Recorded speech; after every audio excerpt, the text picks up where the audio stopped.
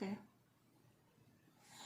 자신을 위해서 하나님을 믿으면 그거는 탐욕 그 이상도 그 이하도 안 돼. 교회 가면 천국을 갑니다. 교회 가면 천국을 가요. 이러면서 교회 홍보를 하는 사람들이 있잖아. 물론 그 사람들은 아무 악감정 없이 단순 홍보였을 뿐이지만 그걸 믿고 홀려서 가는 사람들은 자신을 위해서 가는 거야. 그러니까 예수님을 위해서 믿어야 돼. 아니 이러면 안 된다고. 가끔씩 교회에서 예수님 믿으면 천국 갑니다. 땡땡 교회 가면 천국 갑니다. 이런 사람들이 있잖아. 근데 그 사람들은 아무 악감정 없이 단순 광고일 뿐이지만 거기에 홀려서 가는 사람들은 자신을 위해서 가는 사람들이야. 교회를 가는 사람이 해야 될 태도는 자신을 위해서 가는 게 아니라 자기가 천국 가고 싶어서 가는 게 아니라 그냥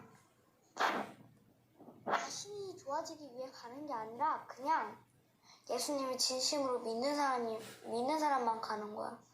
자신을 위해서 헌금을 한다? 그거는 안 돼. 결론은 예수님을 진심으로 믿는 마음을 가져야 돼. 지금 2학년, 1학년? 초등학교? 1학년이요?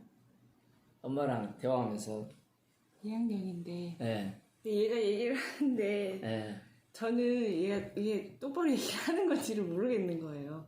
잘 얘기하다가 나중에는 또 어찌됐든 믿음에 대해서 이제 얘기를 하니까 제가 또 오히려 헷갈리는 거예요.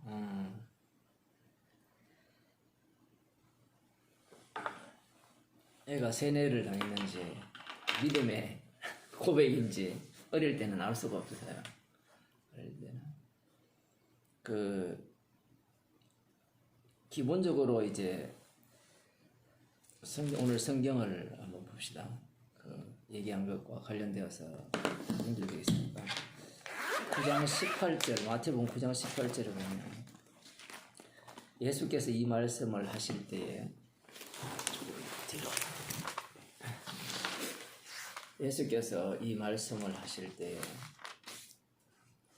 한 직원이 와서 절하고 가로되 내 딸이 방정 죽었사오나 오셔서 그 몸에 손을 얹으소서 그러면 살겠나이다 하니 예수께서 일어나 따라가시매 제자들도 가더니 12회를 혈루증으로 앓는 여자가 예수의 뒤로 와서 그 겉옷가를 만지니 이는 제 마음에 그 겉옷만 만져도 구원을 받겠다 함이라. 예수께서 돌이켜 그를 보시며 가라사대 딸아 안심하라 내 믿음이 너를 구원하였다 하시니 여자가 그 시로 구원을 받으니라. 예수께서 그 직원의 집에 가서 피리 부는 자들과 헌화하는 무리를 보시고 가라사대 물러가라 이 소녀가 죽은 것이 아니라 잔다 하시니 저들이 비웃더라. 무리를 내어 부는 후에 예수께서 들어가사 소녀의 손을 잡으시며 일어나는지라 그 소문이 그 온 땅에 퍼지더라. 아멘. 여기에 말씀을 보게 되면 방금 아드님이 얘기했던 그 내용이 그대로 나옵니다. 어떤 내용이 나오는가 하면 일반 교회에서 왜 교회에 가면 예수 믿으면 천국을 간다라고 얘기를 하는가, 예수 믿으면 구원을 받는가, 이 얘기를 하는가. 오늘 본문에 보게 되면 이 회당장 자기 딸이 지금 방금 죽었다는 거죠. 방금 죽었으니까 와서 그 몸에 손만 대면 내 딸이 살 수 있습니다 라고 이렇게 이야기를 합니다. 그럴 때 잠깐만요. 커피를 저쪽으로 커피를 좀 잘 보이게 이렇게 못해요. 그래 눈빛이 여기 보이니까 그럴 때 지금 이 예수님께서 이 회당장의 말을 들어줍니다. 따라가죠. 따라가는 과정 중에 이제 12회 동안 혈루증을 앓는 여자가 예수님 뒤로 와서 이 옷술을 만지는데 이 옷술의 기능은 네가 음욕을 품지 말라. 달리 말하면 말씀대로 살아라. 라는 그 표중, 달리 말하면 방금 이야기했듯이 탐욕이라는 거 있죠. 탐심을 품지 말라는 의미로 이 이스라엘 백성들의 겉옷에 옷술을 다는 거예요. 겉에 이렇게 뭐 술 알죠, 술. 그러니까 그런 것들을 다는데 거기에 이 여자가 이제 만지면서 하는 말이 제 마음에 그 겉옷만 만져도 구원을 받겠다 함이라 이렇게 생각을 했어요. 이렇게 믿은 거예요. 예수님께서 돌이켜 그를 보시며 가라사대 따라 안심하라 내 믿음이 너를 구원하였다 하시니 여자가 그 시로 구원을 받았어요. 다른 누가복음이나 여기에서는 사건이 조금 다르게 좀 더 구체적으로 그렇게 진행되고 있는데 마태복음에서는 그런 내용이 쏙 빠져 있고 그냥 아주 핵심적인 얘기. 회당장 딸이 병들어 방금 죽었는데 오셔서 손을 얹어서 기도만 하시면 낫겠나이다 해서 예수님이 집으로 가는 중에 이 12의 혈루증 앓은 여자가 누가복음에 보면 돈을 다 탕진했어요. 그러니까 치료비로 다 이렇게 다 써버리고 이제 완전히 쫄딱 망했습니다. 남은 것은 병도 몸밖에 없는데 그런 상태에서 예수님의 이 옷만 만져도 자신이 낫겠다라는 그런 믿음을 갖고 만졌는데 나았어요. 앞뒤 내용도 없고 여기에서는 예수님이 돌아보시며 안심하라, 따라 안심하라. 내 믿음이 너를 구원하였다. 그럼 여기에서 하시는 말씀은 아직 이 해당장 이 집안의 문제는 아직 결론이 안 났기 때문에 이 12의 혈루증 앓는 여자가 행동한 것과 예수님이 하신 말씀을 보게 되면 여자가 예수님의 그 옷을 만진 것은 어떤 의미를 갖느냐 했을 때는 자기 병이 나았고자 한 거예요. 누가 봐도 그런 내용이거든요. 그런데 예수님께서는 네 믿음이 너를 구원하였다. 이 구원이라는 개념이 그 여자에게는 어떤 의미냐? 병든 자에게 구원이라는 것은 이 여자가 만약에 12회로 혈루증을 앓지 않았다면 자기가 나 잡으면 옷수레로 잡으면 우리가 생각하듯이 죄가 용서됩니다. 이런 생각을 하지 않았겠죠. 어쨌든 지금 이 여자의 입장에서는 우리 사람들이 볼 때는 이 예수님의 그 옷감만 만져도 겉옷만 만져도 자기 병이 낫겠다는 확신을 갖고 만졌어요. 그래서 나았단 말입니다. 그럼 이 본문을 사람들이 어떻게 해석할 거냐 이 문제예요. 일반 교회에서 예수 믿으면 구원 얻습니다. 믿고 나오면 병이 낫습니다. 여기 보면 따라 네 믿음이 너를 구원했으니까 우리에게 필요한 것은 우리의 믿음이지 믿음만 있으면 구원도 없고 병도 낫습니다 라고 말하는 것이 과연 잘못되었느냐 이 얘기예요. 지금 그 회당장 또 마찬가지죠. 회당장도 자기 딸이 방금 죽었으니까 예수님이 와서 손을 얹어달라. 그러면 낫겠나이다. 살겠나이다. 이렇게 표현하죠. 여기서는 죽음에 대한 얘기고 이제 두 번째는 병에 대한 이야기인데 이 회당장이 얼마나 믿음이 좋아요. 살겠습니다라고 했거든요. 예수님이 그의 요청에 기꺼이 따라 나섭니다. 따라 나섰는데 중요한 것은 이제 이 12의 혈루증 걸린 여자의 사건을 격려했죠. 격려하면서 사건이 다시 원래 자리로 돌아가죠. 한번 봅시다. 예수께서 그 직원의 집에 가서 이제 피리 부는 자들과 헌하는 무리를 보시고 이런 장면들이 우리나라 같은 경우에는 초상이 나면 피리 부르고 깽가리 치고 이런 일이 없죠. 그런데 여기 중국 같은 데만 가더라도 이 초상난 집에 피리 부르고 깽가리 치고 요란을 떠는 그런 것들이 많아요. 풍습이 다 다르니까. 가는 길 잘 가라고 그런지 모르겠지만 귀신을 쫓아내는 방식일지 모르겠지만 그렇게 이제 소녀가 죽었으니까 이제 장례식에 돌입된 거죠. 사람이 죽었으니까. 그럴 때 예수님이 이렇게 말씀하시죠. 그들을 보시고 가라사대 물러가라. 이 소녀가 죽은 것이 아니라 잔다 하시니 저들이 비웃더라. 이렇게 말을 하는 겁니다. 소녀는 분명히 죽었어요. 죽었기 때문에 지금 그 죽음에 대해서 위로하기 위해서 뭐 영혼을 달래는지 모르겠지만 그걸 위해서 지금 피리 부는 자들이 온 거거든요. 죽었는데. 근데 예수님은 안 죽었다라고 말씀하시는 거예요. 그렇게 말하니까 누구 말이 맞습니까?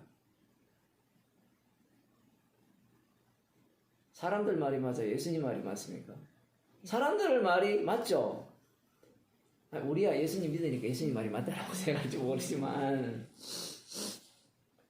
지금 왜 제가 이렇게 표현을 하는가 하면 예수님이 하시는 말씀을 우리들이 믿는다라고 아무리 우겨도 실제 현상은 그렇지 않다는 거예요. 죽었잖아요. 죽은 자가 잔다라고 표현하지 않거든요. 장례식에 가서 사람이 죽었잖아요. 그러면 예를 들어 나중에 아버님 돌아가셨어요? 살아계시죠? 뭐 어머님이 돌아가신다, 아버님이 돌아가신다 했을 때 형제들한테 지금 돌아가신 게 아니고 자는 거예요. 주님이 오시면 다 깨웁니다. 이건 우리가 밤에 자는 것과 낮잠 자는 것과 전혀 다르지 않습니다 라고 이야기하면 얘가 미쳤나 지금. 아니 죽는 것과 자는 것도 분간 못하냐 이렇게 얘기할 거 아니에요. 인간들이 볼 때 실제 상황은 뭐냐 했을 때는 이 소녀가 죽은 거거든요. 그러면 앞부분에 12회 혈루증 걸린 여자의 실제 상황은 뭐냐? 12회 혈루증 걸린 게 실제 상황이죠. 그죠? 왜 도망갑니까? 여기 계셔야 제가 딱 보이는 그러니까 12회 그 혈루증 걸린 게 실제 상황이란 말이에요. 그러면 진짜 실제가 뭐냐 지금 그걸 예수님께서 말씀하고자 하는 거예요. 봅시다. 여기 보면 예수께서 들어가서 소녀의 손을 잡으시며 일어나는지라 그 소문이 그 온 땅에 퍼지니라. 손을 잡으니까 일어났어요. 우리가 애들을 깨울 때 여러 가지 방법이 있죠. 어떤 엄마는 소리 지르면서 야 누구야 몇 시인데 학교 갈 시간이야 이렇게 깨우는 부모도 있고 뭐 조용히 가서 안아주는 부모도 있을 거고 손을 잡아주면 이렇게 깰 수도 있잖아요. 그리고 죽지 않았기 때문에 그게 가능한 거잖아요. 그런데 예수님이 손을 잡았는데 이 소녀가 일어나서 살아났어요. 그러면 자, 이 두 사건이죠. 그러니까 한 본문에 두 사건이 지금 겹쳐 있잖아요. 그럼 두 사건을 바라볼 때 사람들은 이걸 어떻게 이해할 거냐 이 문제입니다. 한쪽은 병이 들었을 때 예수님을 확실하게 믿고 그 돈만 만져도 이게 사도행전도 나오거든요. 사도 바울의 손수건만 만져도 병이 나는 일이 발생했거든요. 그렇게만 만져도 병이 날 거라는 확신을 갖고 만진다면 예수님께서 그를 구원하신다. 그 구원이라는 것은 두 종류가 있는 거예요. 한 종류는 뭔가 하면 질병에서 낫게 하는 거고 다른 한 종류는 사망에서 생명으로 옮기는 거예요. 그러니까 꼭 먹고 알 먹는 구원을 얘기하는 겁니다. 기존 교회에서 하는 얘기가 지금 두 번째는 이 회당장의 딸이 죽었는데 예수님이 손을 얹었을 때 이 회당장 딸이 살아났단 말이에요. 살아나는 이 장면에 대해서 사람들은 뭘로 이해를 하느냐 했을 때는 예수님 내 딸이 죽더라도 예수님을 요청해서 기도하면 믿음만 있다면 사실 믿음 없거든요. 비웃었잖아요 사람들이. 믿음이 없다 할지라도 예수님만 요청만 한다면 죽은 자도 얼마든지 살릴 수 있다. 그런 믿음. 그러니까 믿음 웃는다 할지라도 초대를 했잖아요. 이 마태복음과 누가복음의 차이점이 거기 있습니다. 누가복음에는 부모나 제자들이 다 비웠어요. 본문을 보면. 마태복음은 그게 분명하지 않거든요. 자, 그런데 말입니다. 지금 여기에서 중요한 게 무엇이 빠졌는가 하면 마태복음을 시작할 때 다윗과 아브라함의 자손 예수 그리스도의 세계라 이렇게 나오잖아요. 그러면서 이제 족보가 쭉 나오죠. 족보가 쭉 나오면서 예수님을 어떤 분으로 소개하는가 하면 임마누엘, 이사야 7장에 예언된 임마누엘이라는 이름으로 오시는 예수를 소개하고 있습니다. 마태복음 한번 봅시다. 2장에 보면 이 성경을 볼 때 사람들은 우리가 흔히 말하는 코끼리, 장님 코끼리 만지기 그런 얘기가 있잖아요. 장님이니까 코끼리 다리를 만져보고 야 기둥같이 생겼다. 코끼리는 기둥이야. 근데 이게 말도 안 되는 게 기둥을 본 적이 없는데 장님이 아니 본 경험이 있다가 뭐 그렇게 하면 또 말도 안 되잖아요. 어쨌든 간에 뭐 이렇게 생겼는데 둥그라고 뭐 이렇게 생겼습니다 표현을 하고 뭐 다른 데 만지면 어떻다 표현하듯이 성경을 볼 때 이 토막토막 내서 봐버리거든요. 그런데 지금 이 본문을 이해를 하려면 마태복음 앞부분이 이해가 안 되면 뒷부분이 전혀 이해가 안 되는 거예요. 그러면 앞부분이 이해가 안 되면 뒷부분을 어떻게 이해하느냐. 뭐 앞부분도 마찬가지지만 이해하더라도 지금 이 세상 자체가 악마가 지배하고 있다는 사실을 빼버리면 본문 해석 자체가 모두가 다 어떤 방식으로 해석을 하게 되는가 하면 악마적 방식으로 본문을 해석하기 시작하는 거예요. 예수님께서 하시는 그 일과 악마가 원하는 것은 사람이 원하는 거거든요. 그 사람이 원하는 일이 무엇이 다른가? 거기에 대해서 분명히 알고 이 본문에 들어가야 되는데 사람들은 성령 빼버리죠. 성령을 빼버리고 본문에 직접 들어가니까 본문을 볼 때 봐봐 예수님 자기 딸이 죽었을 때 예수님께 기도를 요청하니까 와서 손을 얹어달라니까 죽은 딸을 살려주지 않느냐. 다른 사람들이 다 비웃더라도 나만은 그러니까 회당장 자기 딸이니까 나만은 내 믿음을 지켜서 비웃지 않고 믿으니까 주님이 살려주지 않느냐. 요 한 부분과 12의 혈루증 앓고 있더라도 그 돈만 만지더라도 내가 낫겠다는 확신만 있다면 주님이 낫게 해준다. 이런 믿음을 우리들이 가져야 된다라고 해석을 하는 거예요. 근데 이 믿음이 과연 믿음이냐 이 얘기입니다. 지금 성경은요. 결론부터 이야기하면 성경은 예수님에 대해서 증거하는 거거든요. 그 예수님은 어떤 예수님이냐? 아버지께로 나와서 이때 이 세상에서 십자가에 못 박혀 죽으시고 다시 아버지 우편으로 올라가시는 예수님이에요.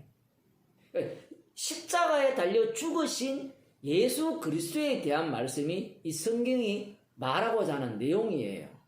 근데 그 주제를 빼버리니까 아까 유리가 말했듯이 예수 믿으면 천국 갑니다. 예수 믿으면 복 받습니다. 예수 믿으면 구원 얻습니다. 라는 그 말 자체가 자기가 하는 말이 무슨 말인지 모르는 거예요, 사람들이. 그 말이 누가 속삭이는 말이냐. 그걸 성경을 통해서 알아야 될 거 아닙니까? 지금 2장에 보면 헤로당 때 예수께서 1장부터 보시죠. 여기 보면 이제 예수님께서 성령으로 잉태되었거든요. 그러니까 성령으로 잉태되었다는 말은 무엇을 부정하는가 하면 성령이 개입되면 육을 부정하죠. 처음부터 마태복음은 처음부터 시작을 그렇게 하는 거예요. 성령으로 예수님이 잉태되었다는 말은 그 앞부분에 그 아브라함부터 쭉 나오잖아요. 예수님까지 이렇게 족보가 나오지 않습니까? 그럼 그 족보는 어떤 족보를 어떤 의미로 족보가 기록되었느냐라고 할 때는 부정적 개념의 족보예요. 그럼 부정적이니까 1장을 기록하지 않아야 되지 않습니까? 라고 우리는 이야기를 할 수 있는데 그 부정적 족보 속에 하나님의 언약을 집어넣는 거예요. 그러면 언약은 언약대로 흘러내려오면서 육은 부정되는 과정이 아브라함을 선택한 이스라엘의 역사입니다. 마지막에 누가 오시는 거면 성령으로 예수님 잉태되었다고 했잖아요. 그 성령으로 잉태되었다는 말은 여자의 후손으로 오신 거거든요. 그런데 본문을 보게 되면 전부 다가 어떻게 돼요? 누가 누구를 낳아요? 아브라함이 사람이 사람을 낳는 게 아니고 아브라함이 이삭을 낳고 이삭이 야곱을 낳죠. 아브라함이 남자입니까 여자입니까? 독특하죠 성경이. 남자가 남자를 낳는 거예요. 아버지 날 낳으시고 어머니 날 기르시니. 이게 인간 세상의 족보예요. 그런데 여자의 후손으로 예수님이 오시는 겁니다. 근데 여자의 후손인데 더욱더 놀라운 사실은 성령으로 잉태되었죠. 그리고 그 여자조차도 뭡니까? X죠. 미지의 X입니다. 나중에 여자는 어떻게 만들어지느냐라고 할 때는 거꾸로 성령으로 잉태된 분이 십자가 지셔서 만든 자들을 여자라 합니다. 그게 교회예요. 예, 되게 어려워요. 왜냐하면 교회가 예수님을 생산하거든요. 다시 예수님이 교회를 만드시고 자기 몸을 만드시고 그 몸이 누구를 증거합니까? 그 요한계시록이 나오거든요. 다시 예수님을 증거하는. 예, 다시 예수님을 그게 낳는다라고 볼 수 있죠. 증거하니까. 그게 여자의 후손. 예, 그래서 여자의 후손이라 했을 때는 여자라는 것은 미지의 X고 마리아도 맞아요. 마리아가 그러면 어떻게 만들어지느냐라고 할 때는 예수님의 십자가의 피로 만들어요. 우리가 볼 때는 엄마가 있고 아들이 있죠. 근데 성경은 누가 먼저 있어요? 아들이 먼저 있고 엄마 아버지가 있는 거예요. 왜냐하면 세례요한이 그렇게 이야기했잖아요. 내 뒤에 오시는 분이 나보다 앞섰다.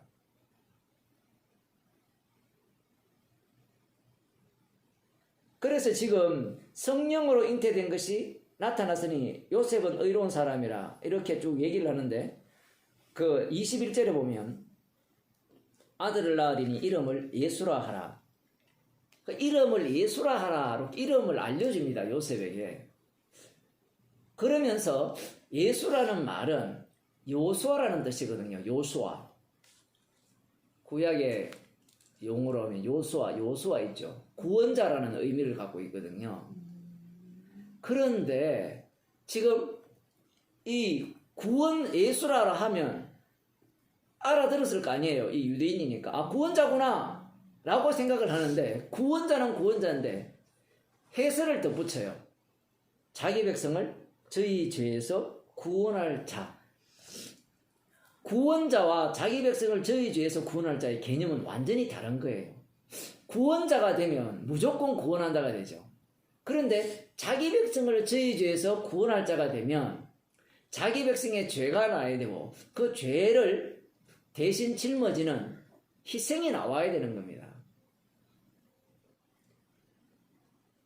그래서 예수라는 이름 자체가 자기 백성을 저희 죄에서 구원할 자인데 자기 백성이라는 말을 함으로 말미암아 우리 간단하게 표현할 수 있잖아요. 자기 백성이 있다는 말은 자기 백성 아닌 자가 있다는 거예요. 그걸 지금 포함하고 있습니다. 왜 그러냐면 구약을 깔고 있잖아요. 구약에는 선민이 누굽니까? 이스라엘이죠. 이스라엘이 선민입니다. 그러면 지금 이 내용을 알고 있는 요셉 같은 경우에는 이 말씀의 의미를 어떻게 이해하느냐라고 할 때는 유대교 입장에서 이해한다면 우리가 자기 백성이고 그게 이사야 40장에 죄 사함을 얻게 하는 그 회개의 세례를 외치는 그 세례 요한을 예언하고 있거든요. 그래서 예수님이라는 이분이 우리 죄에서 구원하시는구나. 근데 문제는 죄가 뭔지도 몰라요. 어쨌든 이분이 우리가 포로로 잡혀갔고 죄 때문에 포로로 잡혀갔는데 아직까지도 이 이스라엘 회복이 안 되었거든요. 회복이 안 된 이유가 우리의 죄 때문이다. 어쨌든 죄에서 구원할 자다라는 나름대로 해석을 갖겠죠. 그런데 하나님께서 하시는 말씀은 그런 의미가 아닙니다. 자기 백성을 저희 죄에서 구원할 자라고 했을 때 이해하라고 주신 말씀이 아니에요. 요셉에게 너 알겠지? 알아들으라고 주신 말씀이 아니라 그 말씀대로 예수님이 자신의 사역을 하시는 거예요. 자, 그런데 여기에서 중요한 게 있습니다. 이 모든 일에 된 것은 주께서 선지자로 하신 말씀을 이루려 하심이라 하죠. 선지자 이사야 7장에서 어떤 예언을 했는가 하면 14절에 보라 처녀가 잉태하여 아들을 낳을 것이요 그 이름은 임마누엘이라 하리라. 이를 번역하면 하나님이 우리와 함께 계시다 함이라. 이 이사야 7장에 예언된 처녀가 잉태하여 낳는 아들은 성령으로 잉태된다라는 내용은 없어요. 자, 없는데 그럼에도 불구하고 이름에 대한 것은 이미 예언이 되어 있어요. 그러면 임마누엘이라고 되어 있거든요. 이사야 7장을 봅시다.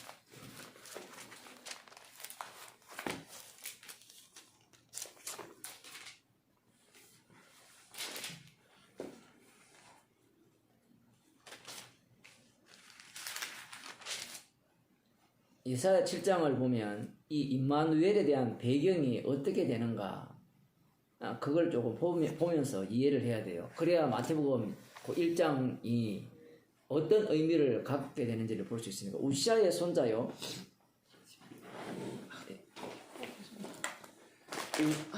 우시아의 손자요. 요담의 아들인 유다왕 아하스 때에 아람왕 르신과 르말리아의 아들 이스라엘 왕 베가가 올라왔어요. 그러니까 유다왕 남유다가 있고 북이스라엘에 이 르말리아의 아들 베가라는 왕이 있습니다. 이 북이스라엘 왕과 아람 왕 르신, 그러니까 르신과 베가가 연합군을 결성해서 남유다를 치려고 하는 거예요. 자, 그래서 예루살렘을 쳤으나 그들이 이기지 못했어요. 연합군이 이기지 못했습니다. 자, 여기에서 중요한 것은 남유다에는 예루살렘에 뭐가 있습니까? 성전이 있죠. 성전을 친 거예요. 쉽게 말하면. 이기지 못할 때 어떤 사람이 다윗집에 고하여, 다윗집에 고했다는 것은 다윗 왕가죠. 왕가. 그 아하스 왕가에 고하기를 아람이 에브라임과 동맹하였다 하였으므로 왕의 마음과 그 백성의 마음이 살림이 바람에 흔들린 것이 흔들렸더라. 그러니까 연합군을 결성해서 오니까 아하스 왕이 이 바람이 이 나무가 흔들릴 때, 큰 바람이 불 때 얼마나 흔들립니까? 그렇게 지금 마음이 떨리는 거예요. 와, 이제 큰일 났구나. 이제 우리 멸망당했구나. 이런 마음을 품고 있는 때에 여호와께서 이사야에게 말씀하셨어요. 네 아들 스알랴숲은 윗못 수도 그 세탁자의 밭 큰 길에 나가서 너와 네 아들 스알랴숲의 뜻은 남은 자가 돌아오리라는 뜻이에요. 그러니까 아들의 이름이 스알랴숲인데 같이 데리고 누구한테 가는가? 아하스를 만나는 거예요. 재밌죠? 아들 이름을 아무렇게 짓는 게 아니라 스알랴숲, 남은 자는 돌아오리라. 가서 데리고 가면서 하는 말이 이 남은 자만 돌아온다는 이야기를 하는 거예요. 달리 말하면 자기 백성을 저희 죄에서 구원하신다 했잖아요. 그 자기 백성이 누구냐면 남은 자예요. 구약적 배경에 하면. 근데 그 남은 자의 의미가 약간 달라지지만 어쨌든 간에 지금 아하스 왕에게 나아갈 때는 너는 아니야. 심판받고 난 이후에 남은 자는 돌아올 것이라. 그 남은 자가 나중에 결국은 바벨론 포로로 잡혀가서 어떻게 됩니까? 바벨론 포로에서 돌아오죠. 그들이 돌아온다라는 의미로 이 이사야가 자기 아들을 데리고 아하스 왕을 만나러 가는 겁니다. 하나님의 말씀을 전하러 가는 거예요. 그러면 이미 하나님의 그 계획은 확정되어 있죠. 그 확정되어 있는 상황에서 아하스 왕에게 가서 뭔가를 이야기합니다. 들들 떨고 있는 상태에서. 한번 보세요. 이렇게 얘기합니다. 4절에 그에게 이르기를 너는 상감하여 종용하라. 아람왕 르신과 르말리아의 아들이 심히 노할지라도 연기나는 두 부지깽이 그루터기에 불과하니 두려워 말라. 낙심하지 말라는 거예요. 그러니까 아람왕 그 르신과 북이스라엘 왕 그 베가의 연합군 자체 그 왕들은 연기나는 두 부지깽이 부지깽이 알죠? 불 뗄 때 그거에 불과하니까 두려워하지 말라는 겁니다. 우리가 올라가 유다를 쳐서 그것을 고나게 하고 우리를 위하여 그것을 완전히 박살내고 다보엘의 아들을 그 중에 세워 자기들이 똑같이 왕을 세워서 왕을 삼자고 그들이 이야기를 한 거예요. 아람 왕 르신과 북이스라엘 왕 베가가 지금 아하스 왕을 무너뜨리고 자기들이 원하는 왕을 세우자는 계획을 세웠다는 겁니다. 그렇게 했으나 주 여호와의 말씀에 이 도모가 서지 못하며 이루지 못하리라. 지금 군사력을 보나 어떤 상황을 보더라도 그들의 계략대로 되어질 가능성이 굉장히 높아요. 그런데 하나님께서는 그들의 도모가 이루지 못한다라고 하거든요.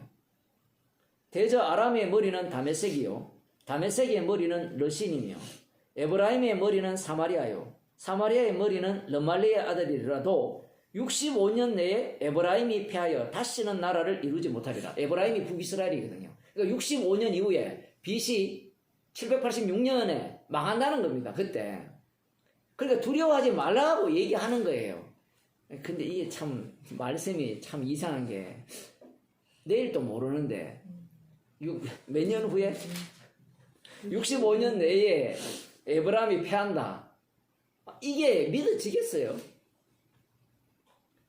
그런데 보세요. 너희가 믿지 아니하면 정령이 굳게 서지 못하리라 하셨다 할지니라. 믿지 않으면 너희들은 망할 것이다. 이런 표현을 한 거예요. 여호와께서 또 아하스에게 일러 가라사대 너는 내 하나님 여호와께 한 징조를 구하되 깊은 데서든지 높은 데서든지 구하라. 왜 이야기를 하는가 하면 그들의 도모가 서지 못할 거다. 65년 후에 이 북이스라엘이 멸망할 거다. 그리고 이제 아수르도 멸망할 거다. 그런 얘기를 했을 때 못 믿잖아요. 못 믿으니까 징조를 구하라는 거예요. 징표를. 이 징조가 신약으로 나오면 세메온이라는 단어예요. 요한복음에서 가장 많이 등장하는 표적이 있죠. 표적. 그 표적을 구하라는 거예요. 그러니까 표적을 구하더라도 이 아하스 왕에게는 기적밖에 안 돼요. 자, 어쨌든 이게 이 징조를 구하라고 요청을 합니다. 우리 같으면 어떤 생각을 해요? 아, 그들이 아무리 강력하게 연합군을 결성해서 그들을 계획을 세워서 지금 쳐들어오더라도 하나님께서 절대로 그들의 도모가 서지 못할 것이라 하셨으면 우리 같으면 그 징조가 뭡니까? 한번 보여주세요. 이렇게 이야기할 거 아니에요. 근데 여기에서는 하나님이 먼저 징조를 구하라고 해요. 근데 이미 답이 정해져 있죠. 스알랴숲을 데리고 갔잖아요. 아하스 왕이 징조를 구할까요? 안 구할까요? 안 구합니다. 희한하죠. 아하스가 가로되 나는 구하지 아니하겠나이다. 나는 여호와를 시험치 아니하겠나이다 한지라. 야, 믿음 좋죠? 시험하지 않겠다는 거예요. 시험하다가 멸망받은 게 광야 이스라엘 백성들이거든요. 어떻게 보면 되게 믿음이 좋은 것 같은데 시험치 아니하겠나이다. 이사야가 가로되 다윗의 집이여 청컨대 들을지어다. 너희가 사람을 괴롭게 하고 그것을 작은 일로 여겨서 또 나의 하나님을 괴로우시게 하려느냐. 그러므로 주께서 친히 징조로 너희에게 주실 것이라. 보라 처녀가 잉태하여 아들을 낳을 것이요 그 이름을 임마누엘이라 하리라. 징조를 주는 거예요. 물론 이 징조가 그 당시에 처녀가 아들을 낳았다라고도 볼 수 있어요. 그렇게 해석하는 부류가 있어요. 왜냐하면 말씀이라는 것은 역사적으로 이루어지니까. 그러나 그 얘기는 이 성경 자체에서는 기록하지 않습니다.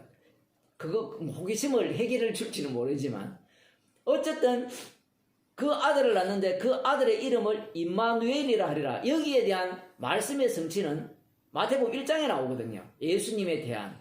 예수님이 오셨을 때 이 말씀이 성취된다고 말씀하시거든요. 이게 바로 징조라는 겁니다. 처녀가 잉태하여 아들을 낳을 건데 그 이름을 임마누엘이라 하리라. 이렇게 말씀을 하시는 겁니다. 이 말씀을 못 알아들어요. 처녀가 잉태하여 아들을 낳는다 하면 처녀가 결혼하지 않는 여자가 애를 낳는다는 거예요.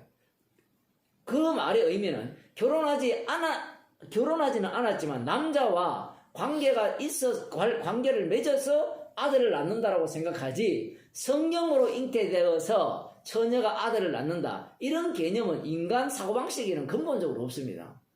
왜냐하면 인간 세계에서는 누구만 아들을 낳아요? 아버지만 아들을 낳죠. 아버지만 자식을 낳잖아요. 지금 유대교를 먼저 봐야 되거든요. 유대교의 족보가 다 남자가 남자를 낳거든요. 그 창세기에도 그렇게 나오잖아요. 아담, 그 다음 쭉 보면 지난번에 한번 봤죠? 그 보면 전부 남자가 남자를 낳습니다. 그 4장 아담이 그 안에 하와 동참하며 하와가 잉태하여 가인을 낳고 쭉 이렇게 나오는데 가인이 어디 갔습니까? 저기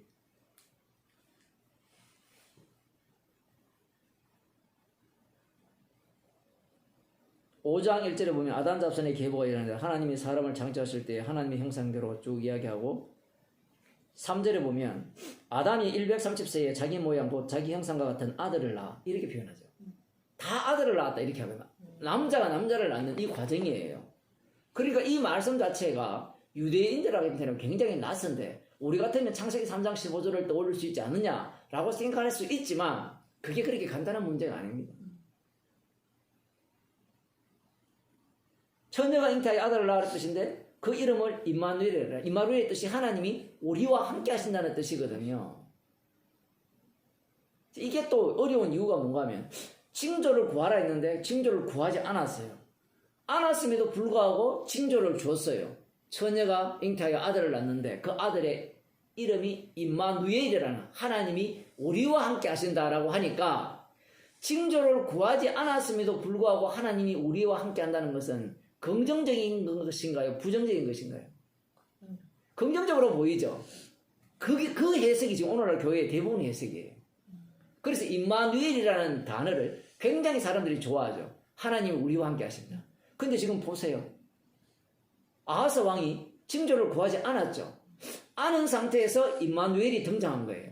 하나님이 우리와 함께 하는데 중요한 것은 보세요. 하나님 우리와 함께 하는데 지금 누가 있어요? 사알랴술이 함께 있죠. 그러면 남은 자만 돌아오게 돼 있죠. 마태복음 1장에 하면 자기 백성만 저희 죄에서 구원하는 하나님. 그게 바로 하나님이 우리와 함께 한다는 하나님이에요.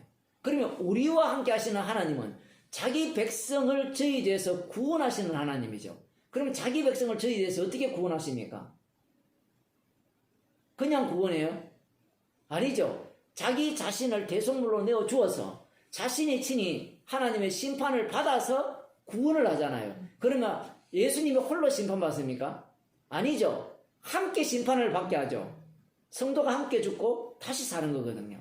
그게 하나님이 우리와 함께하는 하나님의 모습이에요. 그리고 자기 백성을 저희에서 구원하는 하나님이고, 자, 그 다음 이제 또 하나는 뭡니까? 하나님이 그렇게 함께 하는데 그 하나님의 우리와 함께 하시는 그분이 죄를 용서하지 않는 자들은 어떻게 되느냐 이 얘기입니다. 그들은 심판이죠. 지옥 가는 겁니다. 그러니까 하나님이 우리와 함께 하시면서 남은 자는 돌아오게 하고 그렇지 않는 자는 어떻게 합니까? 다 심판하겠다는 거예요. 그게 하나님이 우리와 함께 한다는 의미예요.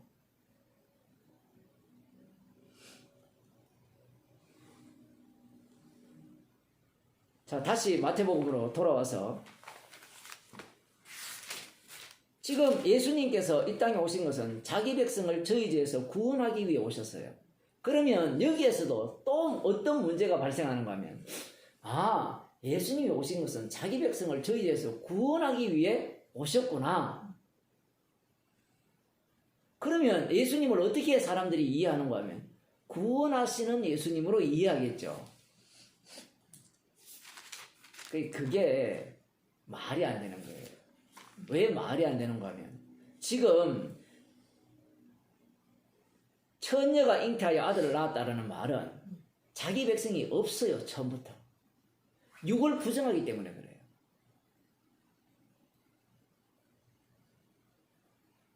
성령으로 잉태하여 아들을 낳았잖아요. 그죠? 그러면 창세기 3장 15절에 여자의 후손이 온다 했잖아요. 그럼 그 여자의 후손이 누가 와야 되는 겁니까? 혈육을 통해서 와야 되는데 혈육을 부정해버리거든요. 그 요한복음에서는 육으로 난 것은 육이라 했단 말이에요. 그럼 예수님이 처녀의 몸에서 태어났다는 말은 성령으로 잉태되었다는 말은 육 자체가 날아가 버려요. 그러면 어떤 육도 자기 백성이 될 조건이 없습니다. 요건을 갖추지를 못해요.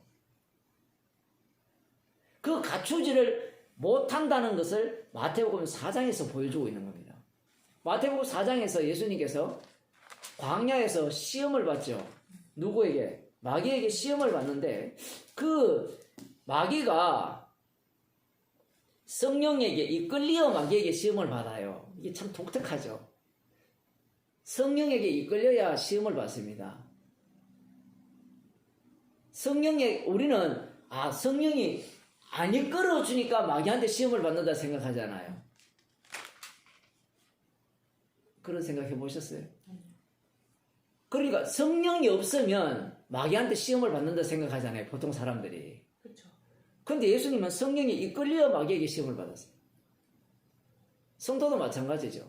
성령에 이끌려 시험을 받아야만 성도는 뭐예요? 십자가를 전가하는 증인이 될 수 있는 거예요. 자, 어쨌든 시험을 하는데 40일 동안 밤낮으로 먹지 않으셨습니다. 그런 이후에 이제 이 전체가 시험의 내용인데 그 시험하는 자가 예수께 나와서 가로되 네가 만일 하나님의 아들이거든 명하여 이 돌들이 떡덩이가 되게 하라. 사람이 배가 고프면 꼭 필요한 게 이 생존이죠. 먹는 거이죠. 먹는 문제가 가장 중요한 문제입니다. 우리 역사를 배울 때 항상 의식주로 이렇게 배웠거든요. 사실은 먹는 게 우선 아니에요. 식이 제일 먼저 가야 되는데 대부분 의식주로 배웠단 말이에요. 참 희한하죠. 왜 그렇게 가르칠까요? 성경을 알아서 그럴까요? 이 창세기에 보면 가장 먼저 인간이 뭘 했습니까? 옷부터 했거든요. 그걸 알아서 역사학자들이 그렇게 얘기하는지. 어쨌든 지금 하나님의 아들이라면 배가 고플 때 이게 예수님께만 적용하는 게 아니라 사람은 똑같은 거예요. 네가 하나님의 자녀라면 배가 고플 때 하나님께 기도해서 예수님은 얼마든지 돌로 떡떡이 만들 수 있으니까 그렇게 해서 먹으라는 겁니다. 근데 예수님이 뭐랍니까? 사람이 떡으로 사는 것이 아니라 말씀으로 산다는 거예요. 그러니까 말씀으로 산다는 말 자체가 우리 인간들이 이런 이해가 안 돼요. 말씀으로 산다는 자체가, 산다는 이 개념 자체가 지금 한번 보세요. 떡이라는 개념은 우리를 이 먹여가지고 피도 만들고 여러 가지 영양분을 공급해서 이 사람을 살게 만들잖아요. 그런데 말씀으로 산다는 것은 말씀은 영양분을 공급합니까?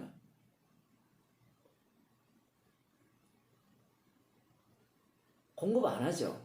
그런데 인간이 아는 것은 떡으로 사는 것 외에는 아는 게 없어요. 말씀으로 산다라고 하더라도 인간들은 그래 말씀으로 살긴 살아. 그래도 먹어야 살지. 이게 인간들이 갖고 있는 사고방식이거든요. 근데 예수님은 뭐예요? 떡으로 사는 것이 아니라 하나님의 입으로 나오는 모든 말씀, 하나님의 입으로 나오는 모든 말씀은 예수님 자신이거든요. 자신의 죽음으로 산다는 거예요. 그래서 내 살과 내 피를 먹고 마셔야 되면 영생이 없다는 겁니다. 근데 유대인들은 뭘 꿈꿉니까? 하늘에서 내리는 만나, 먹는 걸 생각하죠. 왜냐하면 구약에는 먹는 걸 줬으니까. 근데 사람은 떡으로 사는 게 아니라는 겁니다. 오늘날 교회에서 이렇게 설교를 하면 이 내용을 모르는 사람은 없잖아요. 아니 돈 안 벌고 밥 안 먹고 어떻게 사느냐 거죠. 그게 가능합니까? 불가능하죠. 어떤 인간도 먹지 않고 살 인간은 없어요. 복음하는 우리도 마찬가지죠. 그럼 예수님 말씀은 굴합니까?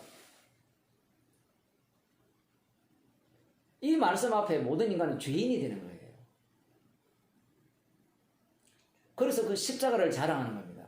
그래서 십자가를 자랑하기 때문에 말씀으로 산다는 거예요.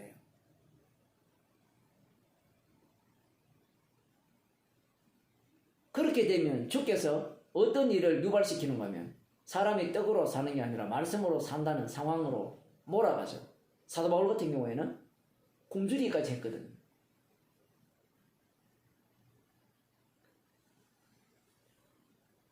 그냥 십자가로 끝나는 게 아니고 그것만 있으면 좋잖아요. 아, 십자가 우리 죄인이다. 우리는 떡이 없으면 안 됩니다. 그것만 끝나면 좋은데 주님은 자기 백성을 가장 사랑하는 사도 바울을 떡이 없는 쪽으로 몰아가죠. 무엇을 위해서? 십자가를 돋보이기 위해서 그 환경으로 몰아가고 때로는 배부른 쪽으로 몰아가고 때로는 헐벗는 쪽으로 몰아가고 때로는 부유한 쪽으로 몰아가고 때로는 가난한 쪽으로 몰아가고 그런 환경을 주께서 조성하시는 거예요. 그러니까 가장 적절하게 십자가를 전가하기 위한 환경조성이에요. 그리고 우리가 처한 모든 자리는 십자가 피를 전가하기 위해 가장 안성맞춤인 자리예요.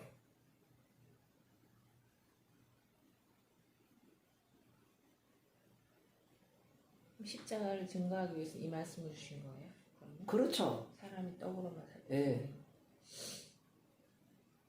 그래서 예수님께서 지금 먼저 시험을 받으셨잖아요. 이 경제 문제인데, 이 경제적 시험을 받으셨는데, 한번 우리가 상상을 해보세요. 그럼 12의 혈루증 걸린 여자가 재산을 다 탕진했습니다. 그럼 병이 나았어요. 그 다음 뭐가 필요할까요? 그 다음 또 붙들어야 되겠죠. 이 병이 나왔으니까 이제는 붙들기만 하면 믿습니다. 뭘 주실 것으로? 떡을 주실 줄로 믿습니다. 이래 되는 거예요. 아까 그런 논리로 그 본문을 보게 된다면. 왜? 예수님은 하나님의 아들이니까. 하나님의 아들이라면 병을 고쳤다면, 병 고치는 정도 같으면 돌로 황금을 못 만들겠습니까? 돌들로도 아브라함 자손을 만든다 했는데 돌로 황금 못 만들겠어요?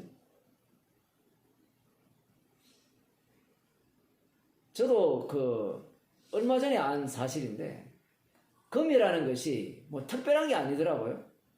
금은 상상할 수 없는 온도가 가해지면 그냥 일반 돌 같은 게, 이 물질 있잖아요. 물질의 첫 번째 물질이 뭡니까? 그것이 이제 온도 변화에 따라서 다양한 물질로 바뀌잖아요.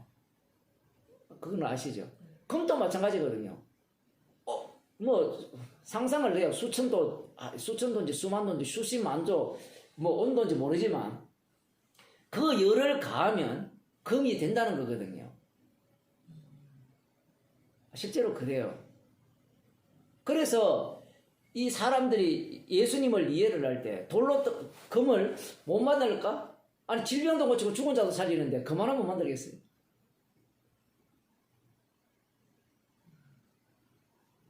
물고기 입어서 동전까지 꺼내는 분인데, 홍해를 가른 분인데 금 하나 못 만들었습니까? 믿기만 하면 만들어준다라고 생각할 수 있잖아요. 하나님 아들이니까. 지금 마귀가 시험하는 것은 그 마귀가 누군가 하면 사람이에요. 마귀가 실제로 있는데 영의 세계잖아요. 예수님도 영적인 분이고, 근데 영적인 분이 육을 입고 왔잖아요. 육을 입고 오니까 실제로 이 땅에서는 누가 나타났어요? 마귀가 나타났는데 마귀가 빠지니까 어디로 갑니까? 마귀가 어디로 가요? 사람 모습으로 드러나잖아요. 그 사람이 예수님한테 요구하는 게 뭔가 하면, 네가 하나님의 아들이면 내 병 걸렸지, 병 낫게 해달라는 거죠. 내 딸 죽었어, 살려달라는 거예요.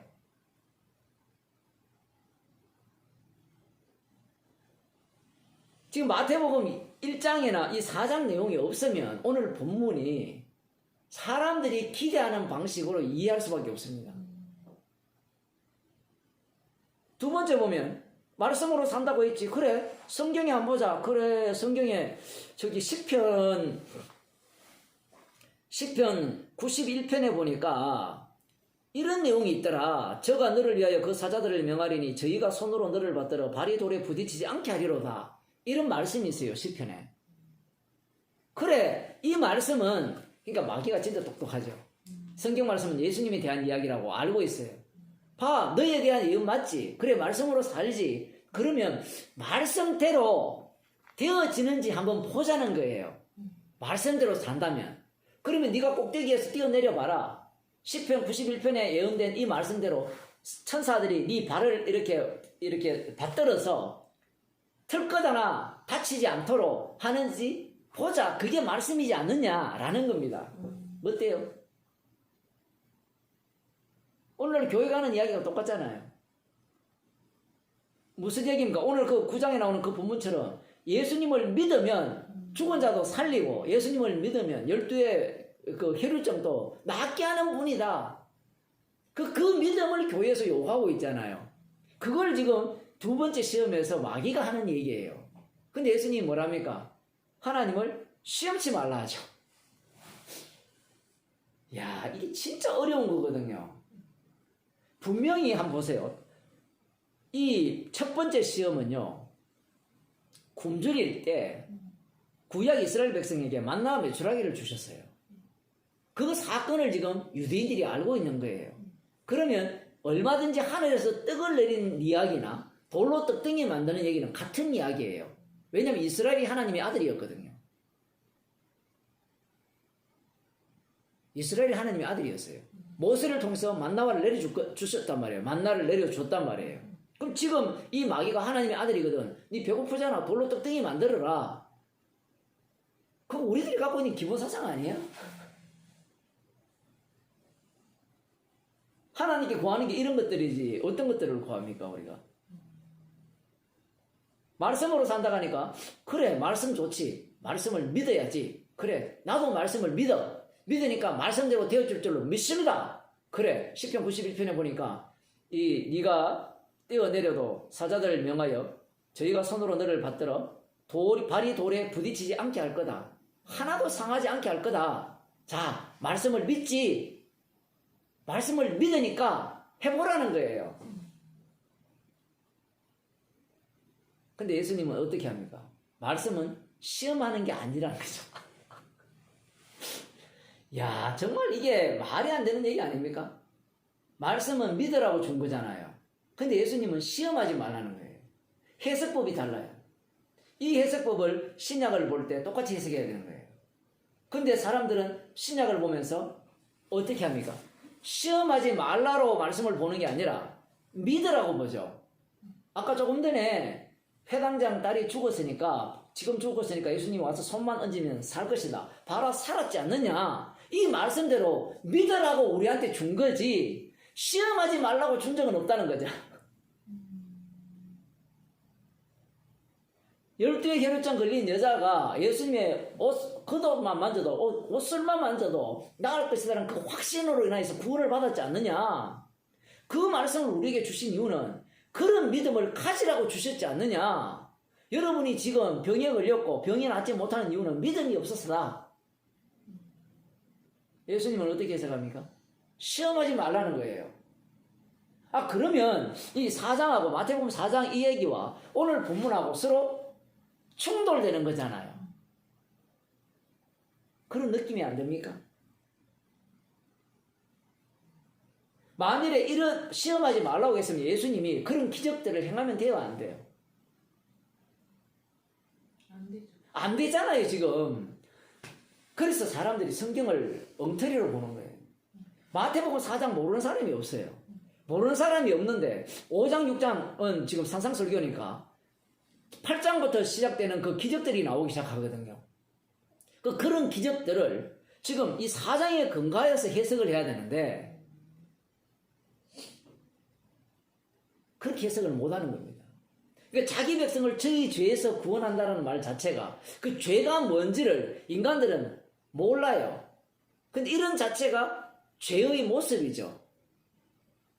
그러면 지금 마귀가 죄의 그 원천이잖아요. 마귀가. 그럼 마귀가 그 죄를 뿜어내는 모양은 어떤 모양이냐 했을 때는 배가 고플 때 돌로 떡떡이 만들고 경제적으로 부유해야 되고 그 다음 두 번째는 종교적으로 그냥 이 종교가 그냥 종교가 아니라 첫 번째도 말씀에 근거한 축복 두 번째도 말씀에 근거한 종교적 능력, 신적 능력이죠. 왜냐하면 구약에 그런 능력을 다 맛봤잖아요. 홍해를 가르고 10가지 재앙도 내렸고 불과 구름 기둥으로 인도하시고 반석에서 샘물이 나오게 하시고 그죠? 그런 것들을 이들이 원하는 겁니다. 그 말씀대로 해달라는 거죠. 근데 예수님 시험하지 말라는 거예요. 이렇게 하셔놓고 지금 다시 마태복음 9장으로 가서 이 내용을 보게 된다면 이 본문을 어떻게 바라봐야 되느냐 이겁니다. 그러면 여기에서 한번 봅시다. 여기에서 성령을 빼버려 봅시다. 성령을 빼버리면 이 본문은 어떻게 이해되느냐라고 하면 뭐 여러 번 말씀드린 바와 같이 예수님을 찾아가서 믿기만 하면 죽은 자도 살아나고 병도 고침을 받는다라고 이해를 하는 거예요. 그렇게 이해를 하면 마태복음 4장의 두 번째 시험에서 마귀가 시험한 것과 같습니까? 다릅니까? 같잖아요. 네가 만약 하나님의 아들이거든. 말씀대로 뛰어내려라. 다치느냐 안 다치느냐 한번 해보자. 그러니까 하나님의 아들은 신적 능력이 있어야 된다는 거죠. 그 신적 능력을 보여주잖아요. 그런데 진짜 하나님의 아들은 어떤 일을 합니까? 자기 백성을 저희 죄에서 구원하는 일을 하죠. 이 자기 백성이 나를 넣으면 안 돼요. 구원주를 보여주기 위한 자기 백성이 만들어지는 겁니다. 구원하시는 주를 증거하기 위한 자기 백성, 심판하는 주를 증거하기 위한 심판받는 백성이 이 예수님에 의해서 만들어지는 거예요. 그러면 어디에서 만들어지느냐 했을 때는 십자가에서 만들어지거든요. 자기 백성을 저희에서 구원하는 방식이 뭔가 하면 예수님이 친히 자기 목숨을 대속물로 내어놓으셔서 그 죄를 속량하셔서 대신 값을 지불하죠. 자기 몸을, 하나님의 몸을 지불하는 겁니다. 하나님의 몸을, 자기 몸을 대속물로 내어놓으셔서 그 죄를 용서하시고 구원하시는 방식으로 구원하는 겁니다. 그러면 이 본문은 의미가 없습니까? 의미가 있죠. 두 지층을 갈고 있는 거예요. 두 지층을. 첫 번째 지층은 뭐예요? 이 해당장은 자기의 탐욕을 추구한 겁니다. 예수님이라는 분의 소문을 들어보니까 병도 고치고, 그죠? 여러 가지 중풍병들도 고치고, 그러한 일을 하시니까 예수님께만 가면 내 딸이 나을 것이다 라고 가서 요청을 해서 딸이 구원을 받았잖아요. 그런데 여기에서 한 가지 아주 핵심적인 사건이 예수님이 잔다고 하니까 사람들이 비웃었죠. 그러면 반대로 죽은 자를 살리면 사람들이 어떻게 했어요? 놀라서 그 소문이 온 땅에 일어나는 거, 퍼지는 거잖아요. 무슨 얘기인가 하면 죽은 자를 잔다고 했을 때 비웃던 그 비웃음과 죽은 자를 살리니까 사람들이 와, 저 사람이 죽은 자 살렸다. 그러니까 소문이 삽시간에 퍼져나가잖아요. 이 얘기가 같은 얘기예요. 같은 동질의 내용이라는 얘기입니다. 그들은 뭘 못 보고 있어요? 영적인 걸 못 보고 있죠. 이렇게 되면 이 인간들은, 그러니까 이 회당장을 통하여서 이 소녀를 살림으로 말미암아 예수님은 비웃음거리가 된 거예요. 비웃음거리가 되고 소녀를 살림으로 말미암아 사람들은 예수님을 어떤 식으로 이해하느냐 할 때는 마귀가 네가 하나님의 아들이면 죽은 자 살려, 병 고쳐, 그 방식으로 예수님을 이해하는 겁니다. 달리 말하면 인간이 마귀와 한통속임을 드러내기 위해서 예수님께서 죽은 자를 살리고 병을 고칩니다. 이게 하나의 층이 있다면, 두 번째 층은 죽은 자를 살리고 병을 고치는 것은 그들의 죄를 고발하면서 동시에 내 죽음으로 사망에서 생명으로 옮긴다라는 것을 보여주는 하나의 예표가 되죠. 그런데 어느 누가 이렇게 보겠습니까? 시험하지 말라고 했는데 그것도 하시는 거예요. 예수님이 왜 그렇게 하시느냐? 방금 그 얘기잖아요. 예수님이 오신 것은 자기 증거하기 위해 오셨거든요. 자기 증거를 하려면 마귀의 정체를 다 탄로내야 됩니다.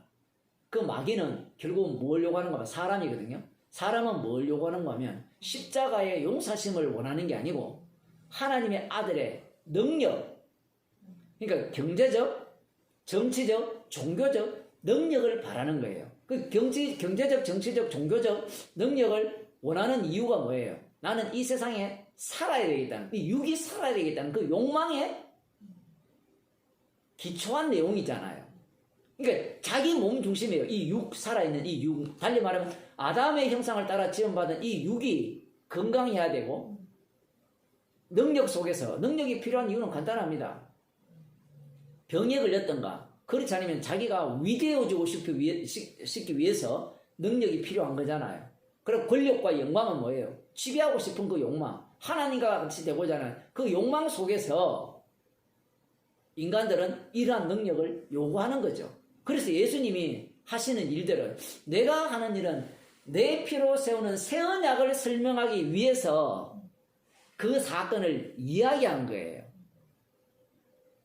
그게 원래청이에요. 그런데 인간들은 그 원래청을 볼 수 있습니까? 못 봅니까? 못 보죠. 왜? 소경이기 때문에. 그러면 그들이 보는 청은 육적인 청이죠. 그러니까 예수님은 두 청을 동시에 이야기하는 거예요.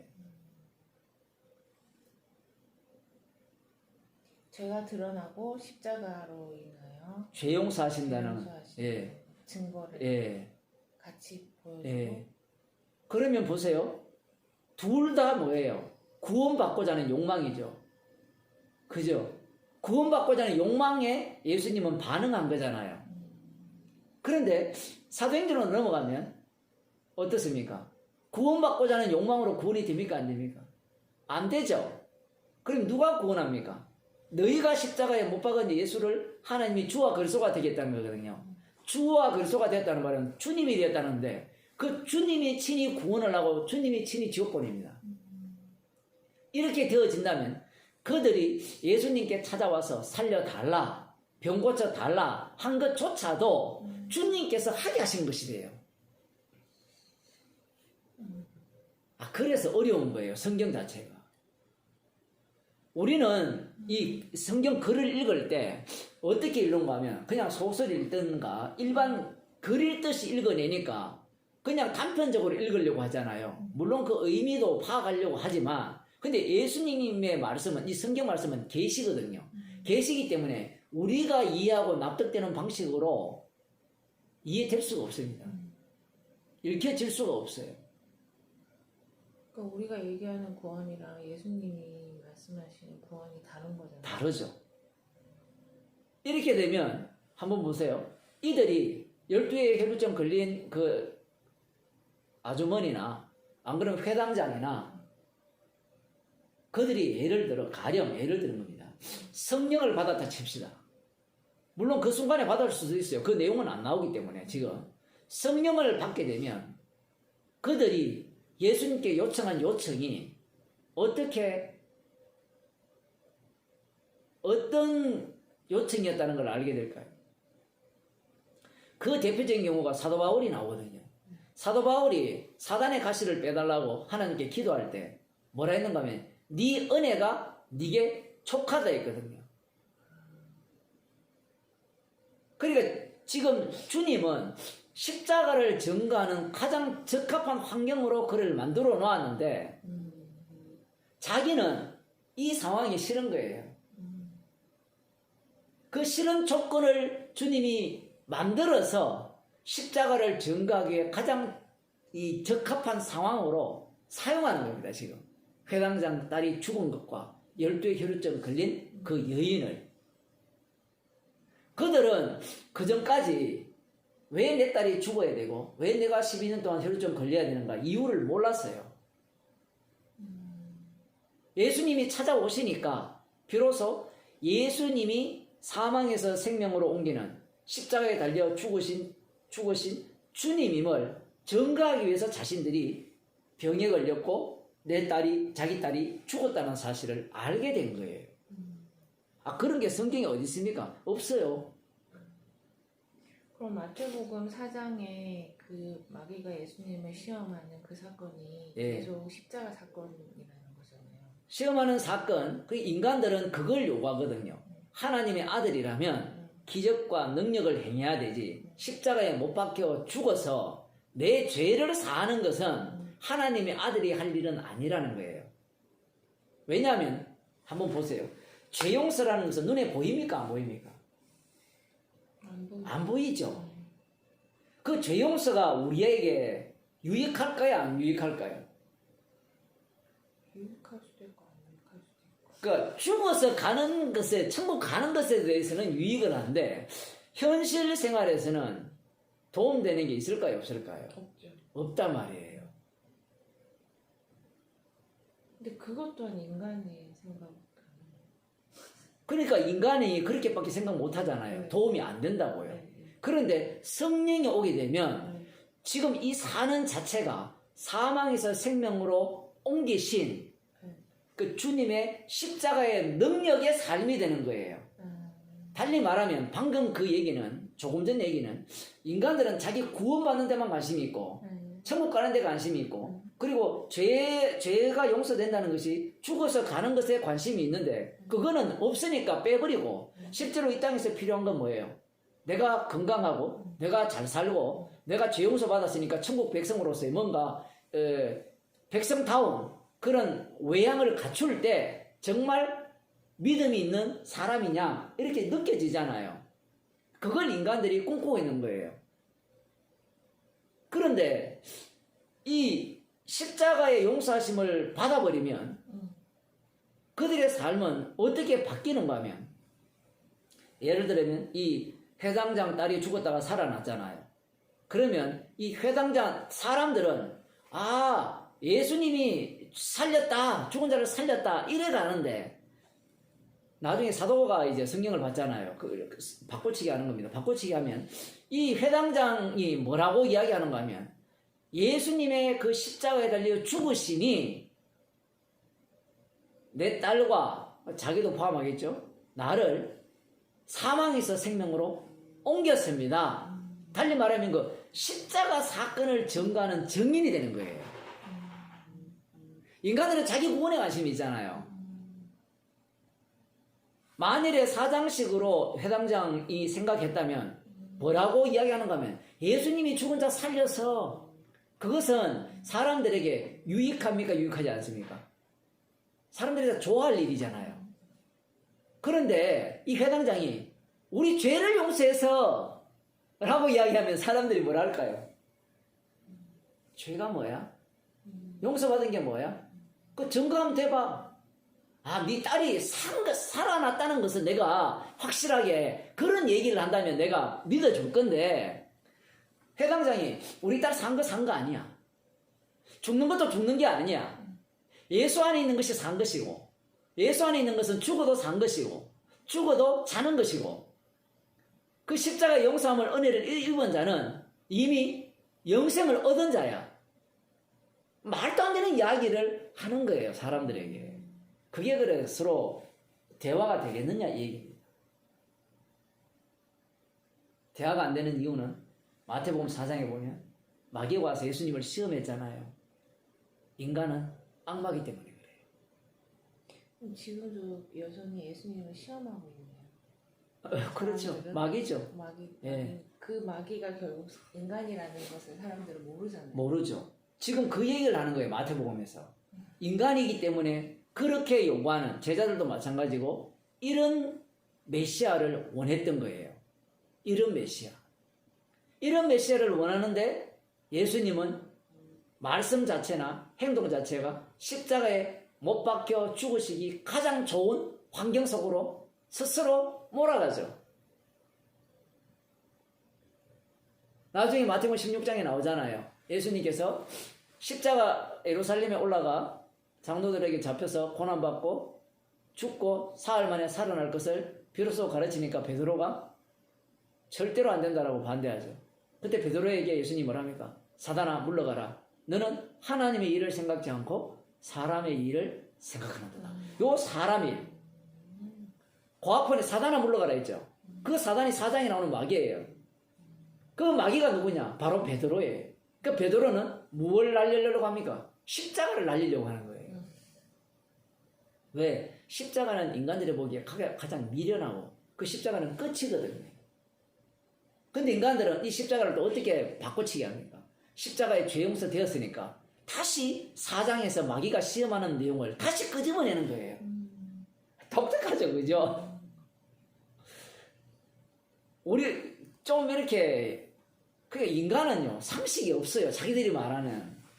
네, 하나님 입장에서 보면 상식이 없을 수밖에 없지 않을까요? 그렇죠. 그죠? 예. 그래서 하나님 입장에서 어떻게 보면 여자의 후손이 예수님인 거고 그렇게 말이 되는 거 아니에요? 인간 세상에서는 여자의 후손이라고 그러면 알 수가 없죠. 알 수 없죠. 예. 하나님 입장에서 봤을 때는 그 보통 남자의 아담의 후손들인데 근데 예수님은 여자의 후손이니까 뭐 그렇게 되는 거예요? 그 용어 정의가? 용어가 네. 사람들이 생각하는 여자의 후손은 개념 자체가 하나님이 직접 방문하신다는 것도 상상을 못했고요. 첫 번째. 두 번째는 그 성령으로 잉태됨으로 말미암아 모든 육을 부정한다는 것도 상상을 못한 거예요. 그러면 뭘 상상했는가? 아하스 왕은 믿지 않았잖아요. 그래서 징조를 보여줬잖아요. 그러면 기다리는 겁니다. 그 징조대로 여자의 처녀가 잉태의 아들을 낳고 그 이마누엘이 온다면 우리는 어떻게 돼요? 남은 자로서 스알야sob을 데리고 왔잖아요. 그러니까 이사야를 다 아는 거예요. 스알야sob을 데려갔으니까 우리가 남은 자라는 거예요. 남은 자니까 그 하나님이 우리와 함께 하셔서 어떻게? 우리를 구원하실 거라는 그 사상을 인간들은 갖고 있는 거예요. 그걸 근데 죽을 때까지 못 버리죠. 것 같은데. 못 버리죠. 십자가조차도 그렇게 해석을 하잖아요. 그 자기를 위한 구원이죠. 근데 예수님이 오셔서 이런 일을 하니까 이 12 혈루증 걸린 믿어 그를 구원하시지 않느냐. 그리고 회당장의 딸을 살리지 않느냐. 그들의 요청을 다 들어주지 않느냐. 그 예수님은 우리의 요구를 들어준다 이렇게 생각하잖아요. 예수님은 우리의 요구 안 들어줍니다. 예수님이 오신 것은 아버지의 뜻을 이루기 위해 왔지 인간의 뜻을 들어주기 위해서 오신 것이 아니에요. 그래서 이 사도 바울이나 성령 받은 사도들을 보게 되면 이제 완전히 바꿔치기 당하잖아요. 나를 위한 예수 자체가 없어요. 예수를 위한 넷밖에 없는 겁니다. 그게 고린도후서 5장에 나오거든요. 한 사람이 모든 사람을 위해 대신 죽으시면 모든 사람이 자기를 위해 죽은 자를 위해 살게 하기 위해서 다시는 자기를 위해 살지 않고 대신 죽은 분을 위해 살게 하기 위해서 대신 죽으셨다는 거예요. 기독교에서 다 빼버리거든요. 대신 죽은 자를 위해 산다는 게 뭐냐라고 하면 대신 죽음을 증가하는 게 대신 죽은 자를 위해 사는 거예요. 십자가를 증가하는 게 대신 죽은 자를 위해 사는 건데 인간들은 대신 죽은 자를 위해 사는 게 뭐냐라고 하면 마태복음 4장에 나오는 하나님의 아들처럼 사는 게 대신 죽은 자를 위해 사는 거라 하는 거예요. 이해되시죠? 예, 성화. 예수님처럼 똑같이 되려. 예수님처럼 닮고 그리고 그게 결국에는 선악과를 따먹는 그 시점에 하나님과 같이 되려고 예. 하는 그거. 그 본성을 유감없이 발휘하는 거죠. 그래서 본성을 발휘하니까 결국은 어느 자리로 가게 되는가 하면 마태복음 4장에서 마귀가 예수님을 시험하던 그 시험의 내용들을 십자가를 믿는 자신들이 그대로 하는 거예요. 내 십자가를 믿으니까 먹을 거 입을 거 주지 않느냐. 십자가를 믿으니까 예수 십자가신 주님의 능력을 믿으니까 우리의 죄를 용서해서 질병을 고치게 하지 않느냐. 믿으니까 나를 이렇게 대통령 후보의 자리까지 가게 하지 않느냐. 이런 생각을 사람들이 다 갖는 거예요. 그래서 마태복음 4장을 통해서 그걸 고발하는 거네요. 어떻게 보면 인간의 그런 마귀성을. 그렇죠. 인간은 마귀죠. 그걸 이제 그 마귀가 그러니까 하나님의 아들에 대한 그 이미지 하나님 아들은 이러해야 돼. 근데 이 이미지가 어디에서 나왔느냐 그게 중요합니다. 구약에서 나왔어요. 구약에서 하나님의 아들은 바로 이런 능력 속에서 살았거든요. 출애굽에서 아주 잘 보이잖아요. 만나와 메추라기 홍해를 가르고 하늘에서 불과 구름 기둥으로 그들을 인도하고 반석에서 샘물이 나게 하고 어떤 그 적들도 물리치는 그러한 어떤 모습을 그대로 담고 있는 게 지금 마태복음 4장에서 시험하는 마귀가 제시하는 하나님의 아들이에요.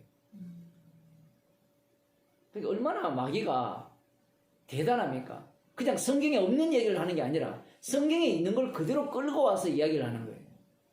그러니까 성경대로 한다는 자체가 악마적이에요.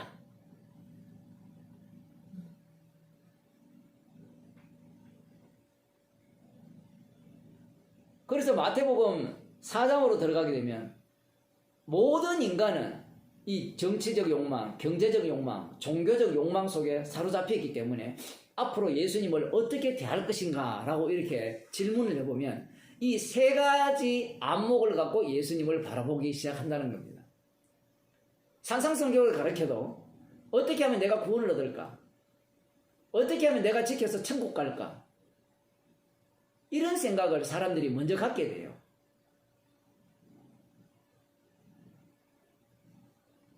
이 말씀 앞에 마태복음 그 4장에 의하면 산상설교를 듣게 되면 아, 내가 바로 마귀 새끼구나. 이렇게 답이 나와야 되는데 사람들은 그렇게 생각하지 않아요. 이 4장을 읽고 5장을 들어갔음에도 불구하고 어떻게 하면 내가 천국 들어가지? 이 생각을 하는 거예요. 그러니까 그 사고가 바로 이 마귀가 갖고 있는 사고방식이죠.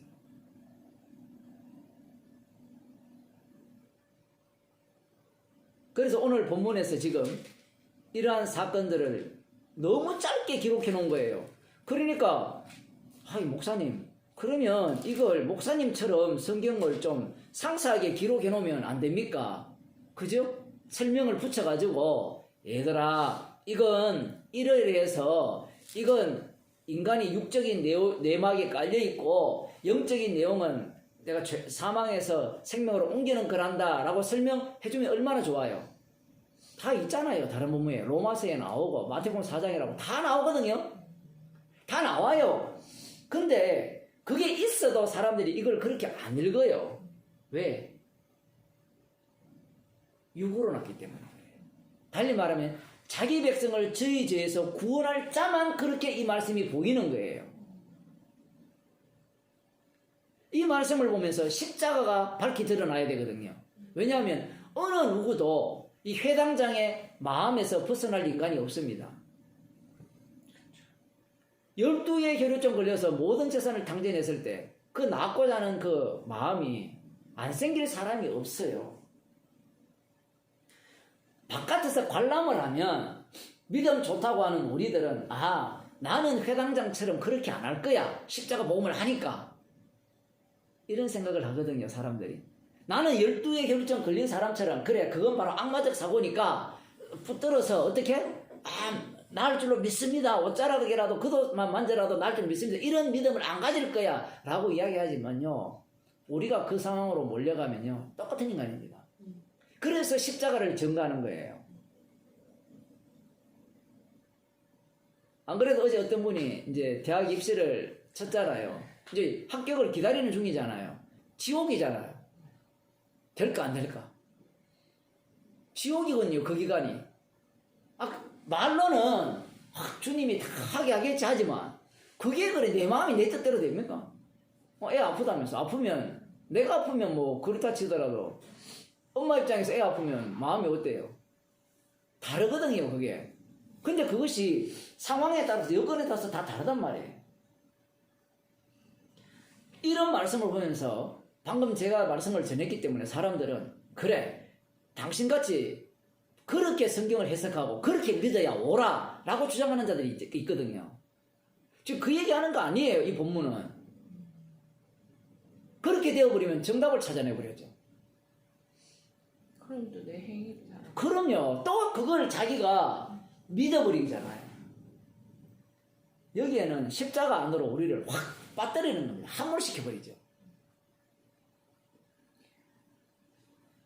그러니까 성경을 통해서 우리는 정답을 찾아내려고 하고 뭔가 답을 찾아냈으니까 이제 저들이 해석하는 것과 우리는 달라, 이런 식의 해석을 하려고 하는데 성경 본문이 제대로 해석이 되어지면 우리 자신이 바로 성령의 인도함을 받아서 악마한테 늘 시험당하는 그런 인생으로 살면서 주님이 지금 또 살아계셔서 대제사장으로서 자기의 십자가의 피로 우리를 용서해 주지 않는다면 지옥 가도 마땅하다. 그 용서하심의 은혜를 증거하라고 우리의 인생을 이 해당장처럼 12의 혈루증 걸린 여자처럼 이 땅에 살게 하는 거예요. 어제 어떤 분이 그런 얘기를 하더라고. 사는 게 머리 아프다고. 얼마나 머리 아픕니까? 그래야 누구를 돋보이게 합니까? 십자가 지신 그 예수 그리스도를 돋보이게 할 수 있거든요. 근데 우리는 그 과정을 빼버리려고 하죠. 지금 이런 본문을 보면서 악마적 사고를 하는 이유는 딸이 죽으면 죽은 문제를 해결해야 되잖아요. 인생 문제. 12해 동안 혈루증 걸렸으면 그 병을 치료해서 이 문제를 깨끗이 해소하는 게 우리의 마음이거든요. 그래서 이 본문을 보면서 사람들이 적용하는 방식은 예수를 믿어서 이러한 믿음을 가져서 이런 문제를 해결하는 쪽에 초점이 있지만 주님은 어떻게 해결했는가? 그 내용을 지금 예수님은 뽐내고 싶은 거예요. 그래서 나중에 이들이 복음을 전할 때 뭘 전할 거냐라고 할 때는 예수님이 제 병 고쳤습니다. 이걸 전하는 게 아니라 십자가에 못 박히신 예수님이 주님입니다. 그 십자가에 못 박히신 예수님이 주님이심을 증거하기 위해서 그러니까 자기 백성을 저희 죄에서 구원하는 구원 주심을 증거하게 하기 위해서 나를 죄인 만들어서 그 죄용사심의 은혜를 알게 하셨습니다. 그럼 여기에서 핵심은 뭔가면 십자가의 피 흘리심이에요. 죽으심을 드러내기 위한 우리 인생이고 우리가 참 환경이라는 겁니다. 이렇게 되면 주님이 우리를 죽을 때까지 이 땅에 살리시는 이유가 있을 거 아니에요. 우리는 빨리 천국 가고 싶잖아요. 이 과정 빼고. 그건 자기 구원이 충만해서 그래요. 성도라면 주님의 정인으로 불렀잖아요. 정인으로 불렀다면 우리가 내일 죽는다, 오늘 밤에 죽는다 할지라도 그 정인으로 살게 하기 위해서 우리를 부르기 때문에 그 정인으로 하기 위한 인생이라고 받아들여야 돼요. 그게 감사하는 인생이죠.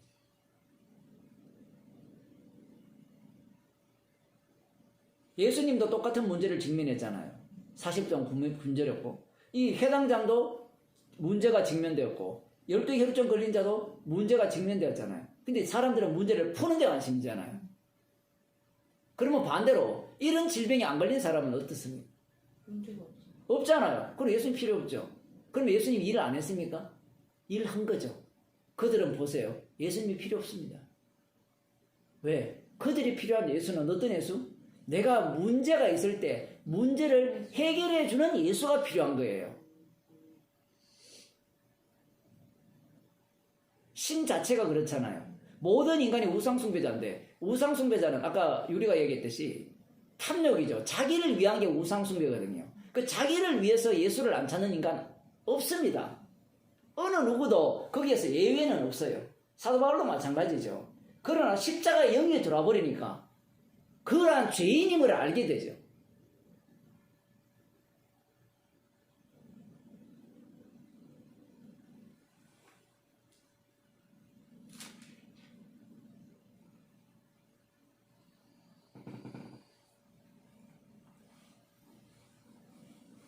성경이 이렇게 어렵습니다.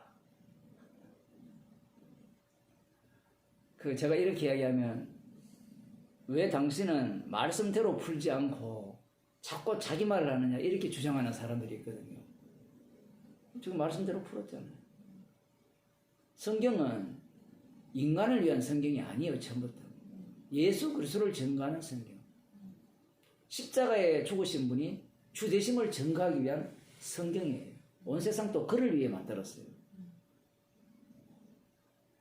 기도합시다. 하나님 아버지, 예수님의 활동 자체가 인간의 죄를 드러내게 하시고 예수님의 십자가에 달려 죽으심을 증거하는 말씀임을 저희들에게 밝히 보게 하시고 알게 하심을 감사드립니다. 우리의 인생이 십자가의 피 흘리심을 증거하게 하기 위해서 살려지는 인생임을 저희들이 잊지 않게 하여 주시고 하루하루 사는 것이 그 피공로를 증거하는 정인의 인생임을 저희들이 감사하는 인생이 되게 하옵소서. 예수님 이름으로 기도드리옵나이다.